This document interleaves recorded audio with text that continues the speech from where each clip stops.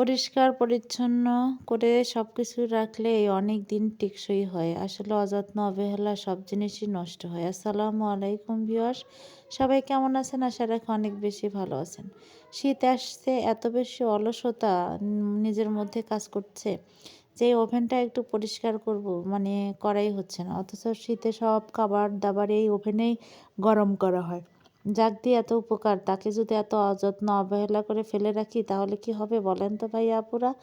যার কারণে একদম সব অলসতা দূর করে ভাবলাম যে আজকে আমি মানে মনে প্ল্যান করে রাখছি যে যে কাজগুলো আমি আজকে করবো সেই সবগুলো কাজ আমি করে ফেললাম।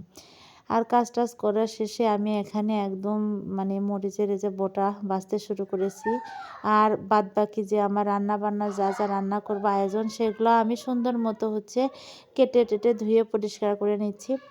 আর এর মধ্যে আমার একটা লঙ্কা কাণ্ড, মানে বাসায় গ্যাস পড়ে গেছে, কি আর করব। অভিনব কায়দায় নিজের মতো করেই রান্নাটা করলাম প্রেশার কুকারে। যেহেতু আমি মাংস একটু মেয়েদের জন্য ভিজাইছি অল্প পরিমাণ, 2 মেয়ের জন্য, ওরা দুজন খাবে। আর আপনাদের ভাইয়া আর আমার জন্য যে সিম আলু বেগুন ভাজি করে নেব।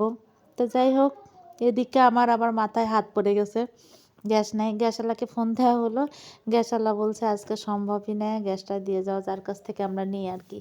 তো এইদিকে বাইরে কি পরিমাণ কুয়াশা একদম তো ভাবলাম যে দেখি আমি রাইস কুকারের মধ্যে সব ভাজিটা যে আমি ভাজবো, বাদ বাকি রান্নাগুলো সব কিছুই আমি করব। তো যেহেতু মাঝে মাঝে দেখা যাচ্ছে রাইস কুকারের বাটিটা মানে ছটছট করে উপরের দিকে উঠে যায়, হলুদ আলো জ্বলে যায়। তো তখন আমি কি করি, ওরই ভিতরে একটা প্লাস্টিকের মানে ওই যে রাইস কুকারের যে চামচ আছে, চামচটা দিয়ে রান্নাটা করি, অনেকক্ষণ দিয়ে রাখলে দেখা যায় হয়। আর ভাজিটা যেহেতু তেলে দিতে পারবো না, যার জন্য এইভাবে মাখিয়েই দিলাম।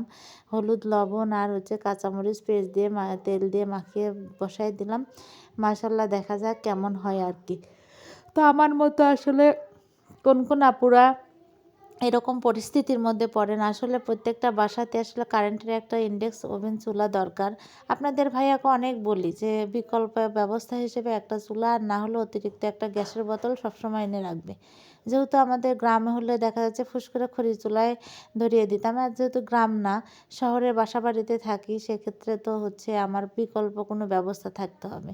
আর এদিকে আমি সুন্দর মতো মাংস রান্না বলেন আর ভাজি বলেন, সব কিছু রান্নাই আমি রাইস কুকারে করে নিলাম। আর এত বেশি মজার ছিল প্রত্যেকটা খাবার, কি বলবো। আর এর পাশে আমি কিন্তু একটা মূলা ভাজিও করেছিলাম। মূলা ভাজিটা আসলে ভিডিওতে ভাবে দেখানো হয়নি।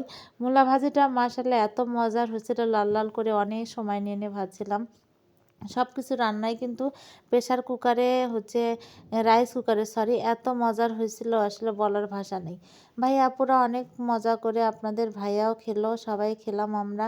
আর আপনারা যে যেখান থেকে আমার ভিডিওটা দেখেন অবশ্যই একটু শেয়ার করবেন। আর এই যে আমার মেয়ে এখানে সারাক্ষণ একটু নাচানাচি করতেছে ড্রেসিং টেবিলের সামনে, ও দাঁড়িয়ে একা একাই নাচে। কি করবে, মানে সারাদিন আসলে খেলাধুলারও তেমন একটা মানুষ নাই। আর এদিকে আপনাদের ভাই আবার দুপুরবেলা বলতেছে যে আমি খেতে আসব। তো তড়িঘড়ি করে তখন আমাদের গ্যাসটা আর কি দিয়ে গেছে। তো গ্যাস যখন দিয়ে গেল, ভাবলাম যে তাহলে ওর জন্য একটু ভাত উঠাই দিই আর কি। তো তখন আমি আবার করে একটু ভাত উঠাই দিছিলাম, গরম গরম ভাত এসে খাবে আর কি। আর এই জন্য আমি প্রেশার কুকারেই দিছি যে তাড়াতাড়ি হয়ে যাবে, যেহেতু আপনাদের ভাই অল্প কিছুক্ষণের মধ্যে চলে আসবে। আর যার কারণে আমি ফুস করে প্রেসারেই তুলে দিলাম, আর প্রেসারে 2টা সিটি দিলেই দেখা যায় যে হয়ে যাবে আমার রান্নাটা। তো আজকের মতো ভিডিওটা এখানেই শেষ করছি, দেখা হবে পরবর্তীতে কোনো একটা ভিডিও নিয়ে ভাইয়া আপুরা। আর অনেক মজা করে খাবারগুলো খেলাম, মাশাআল্লাহ এত মজার ছিল কি আর বলবো। তো সব সময় আপনাদের মন থেকে অনেক বেশি দোয়া রাখি, আপনারা আমাদেরকে মন থেকে দোয়া রাখবেন যেন সুন্দর সুন্দর ভিডিও আপনাদের সামনে উপস্থাপন করতে পারি।